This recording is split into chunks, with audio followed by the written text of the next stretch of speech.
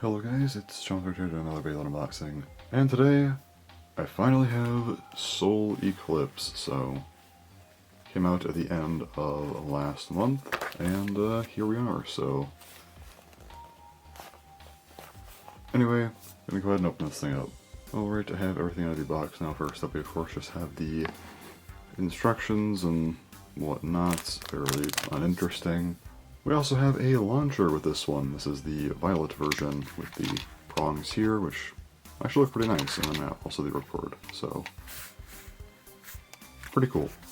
As for the parts of the bay, we first up have the 570 ratchet. This is the one reused part in here, and I'm not really upset about them reusing a part. I mean, 570 does just kind of work with the concept here, so fair enough. It is in this really nice blue. It's a nice dark blue, a little bit lighter blue on the outside, so pretty cool. Makes sense. It's 5-sided, mid-height, which makes sense for the bit gimmick, so sure.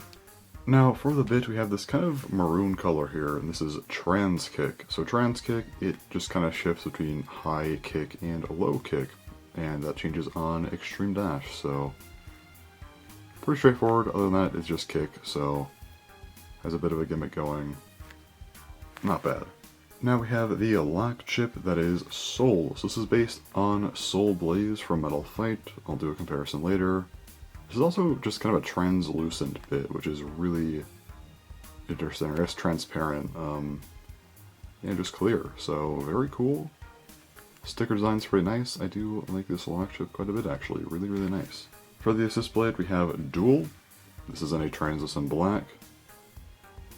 Pretty nice. It is 2 parts, so you can, pop out to the center here. That can flip. I'll get to that later, but it does have mode change. You can see kind of the upper attack stuff here, kind of, and then that would obviously shift to being more of a smash attack on the other side. So you can flip the outside here like turn, and has kind of a smash attack, upper attack sort of deal, which makes sense.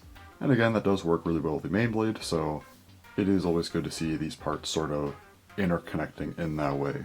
Speaking of, we have the main blade, which is Eclipse. So you have this kind of reddish, kind of red-orange plastic in the inside, some white markings. You can see kind of the upper attack idea here, which is pretty cool.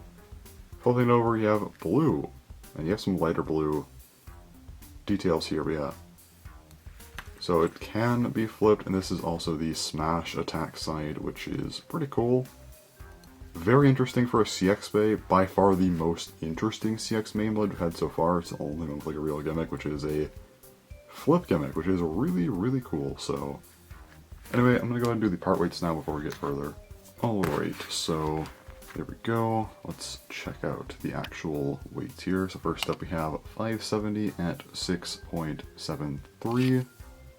Trans kick at 2.21, Sol 1.72, Dual 5.86, and Eclipse coming in at 32.48, so that's pretty solid. Now the blade as a whole is 40.07, that is crazy. I think I might have got a good mold here, so yeah, this does breach 40 grams, that is wild. And as for the full combo, it is 49 grams even. Yeah, that is a really heavy bay.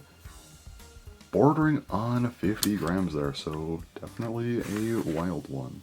Now, we do have 4 different blade orientations, so I'm just going to kind of speed run through these, just give an idea of what they do, how they function, and whatever else, so let's go ahead and get into that. So first up we do have kind of the basic mode. This is the typical mode that you probably see in like the promotional images and stuff, kind of the main mode, and that is just the upper attack mode. Everything kind of just functions for upper attack. Both the main blade and assist blade are paired in that sense, so there you go, that is the main mode of SolEclipse. However, there are a couple others that are worth talking about. For the opposite mode, here is the smash attack mode, which has blue. You can see a little bit of red here, which I'm not sure how I feel about, but whatever, I guess. I don't know if I can do anything about that, but This is the pure just smash attack mode. These just kind of pair up here, which is pretty cool. Again, bit of a gap, which is interesting, but yeah. So now let's go and check out some of the kind of awkward modes. So now we have the smash attack version of the main blade, but the upper attack version of the assist blade, so I mean, it's kind of similar, honestly. I guess there's a little bit less of a gap in some areas, and mostly a little bit more in others. It's very weird, but not sure how much different that's going to be. I'm sure it has a little bit of an impact, but yeah, it exists. And for the last mode, we of course have the upper attack mode with like the smash attack assist blade, which almost seems like it might be more aggressive, but very interesting. So yeah, those are all the SolEclipse modes for the blade. Alright, now that we're done with all of those, we can go ahead and put the bay together, so let's go ahead and grab our other parts, and we do have the upper attack mode for the blade here on both parts, but anyway. So there we go, and trans kick. Okay. So here we have SolEclipse Dual 570 trans kick, so pretty nice looking bay. I'm not sure how to feel with like the blue here and how that all works, but I don't know. It's fine, but I guess we can check out the other mode. Alright, so here's the smash attack with the blue, and I kind of think that looks a little better maybe, but I do prefer the red on top, so I probably prefer it overall, but I guess in terms of like matching colors this is a little better, but yeah, pretty interesting. So anyway, also yeah, trans kick on this thing. This is how you get the 8 modes, because you have 4 on the blade. And trans kick you have the kind of low version and also, you know, the high version, so that's just how that works. And before moving on to the scores and whatnot, I also want to do a quick comparison to Soul Blaze. This is what it's based on, so I definitely prefer Soul Blaze in terms of design, but it's still really cool to see kind of just how they adapted it, I guess, but yeah, very interesting. I guess the flip gimmicks new, Soul Blaze doesn't have that, so that's something, I guess. But yeah, anyway, just go ahead and set this here and talk about the bay for a bit, as I do have some thoughts on this one, actually. So it's a very unique bay. For its physical design, I'm gonna give it an 8 out of 10. I think it's really good. I like how the main blade is 5 sides, this blade's 5 sides, ratchet's 5 sides. I think trans kick is a perfectly fine part, makes sense it's a balanced part, I think, so that does work quite well. I did note the color scheme being a little awkward, but it kind of makes sense as you want to represent both the kind of red and blue. So you have like the blue on the ratchet, the maroon bit.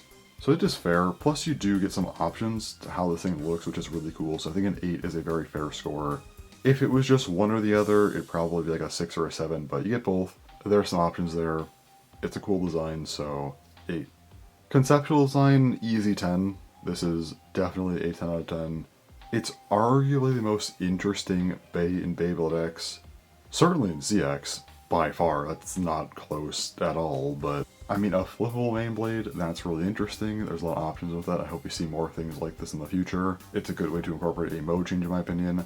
Also, the assist blade is like turn. We've already seen this before, but it does work here to give it 4 different modes for the blade, which is unheard of for Beyblade X. As I mentioned, 570, 5 sides does work well with that. Also trans kick, so 70 height makes sense. But yeah, trans kick, technically 2 more modes. Applying that to the other 4, we get 8, and I think kick is the fair part here. I guess you could argue it's a little bit too close to Hell's Reaper, having a flippable assist blade plus kick. But it is different enough and also just a lot better, so I'm not really going to complain about that. Also, Hell's Reaper is getting kind of a upgrade of sorts with Operate, so I'll give it a pass. And yeah, just being as interesting as it is, I have to give it a 10. I definitely want to see more stuff like this in the future, more dynamic base is what I'm hoping for, so hopefully if we get a 4th line, there's more of that. And if not, maybe they go crazy with UX or even CX, so hopefully this is a sign of things to come. Didn't entirely seem to be with the November releases, since those main blades don't really have much else going for them, but maybe other future stuff, we'll see. Anyways, that's really all to say about this one. It's just a really nice base, so yeah. So, thanks for watching, and bye-bye.